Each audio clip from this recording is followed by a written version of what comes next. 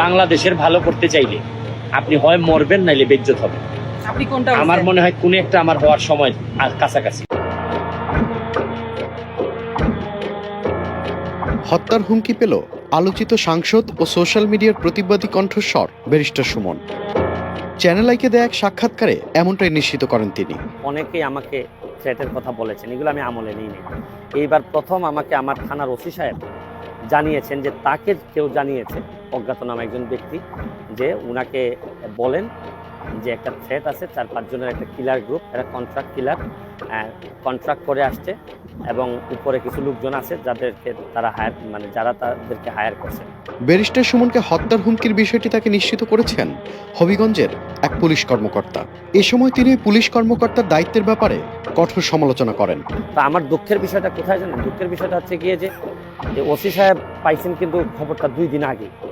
ওনার তো তৎক্ষণাৎ এসপি সাহেবরে জানাইয়া বা এসপি সাহেবের দ্রুত ব্যবস্থা নেওয়ার দরকার ছিল, ডিআইজি সাহেব।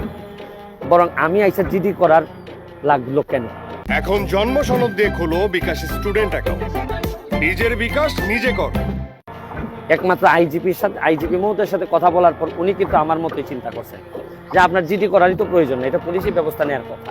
এর আগেও বিভিন্ন সময় ব্যারিস্টার সুমন নিরাপত্তা নিয়ে শঙ্কা প্রকাশ করলেও এবার তাকে নিয়ে হত্যা পরিকল্পনার কথা প্রকাশ্যে আসলো। ব্যারিস্টার সুমন এ সময়ে অর্থমন্ত্রী শাহ এম এস কিবরিয়ার হত্যার কথাও উল্লেখ করেন এবং নিজের নিরাপত্তা নিয়ে প্রশাসনকে প্রশ্নবিদ্ধ করেন। তো আমাদের এলাকায় জানেন শাহ এম এস কিবরিয়া মারা গেছেন গ্রেনেড হামলায়। তারপর আমাদের বঙ্গবন্ধুরা আমরা বাঁচাইতে পারিনি।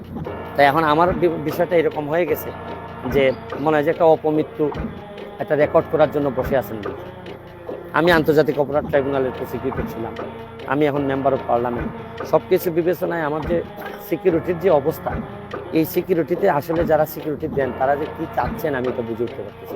সাংসদ হওয়ার আগে ব্যারিস্টার সুমন সোশ্যাল মিডিয়াতে সমাজের নানা অসঙ্গতি নিয়ে প্রশ্ন তুললেও সাংসদ হওয়ার পরে সরাসরি বড় বড় দুর্নীতিবাজ ও রাঘব বোয়ালদের সরাসরি কঠোর সমালোচনা করেন।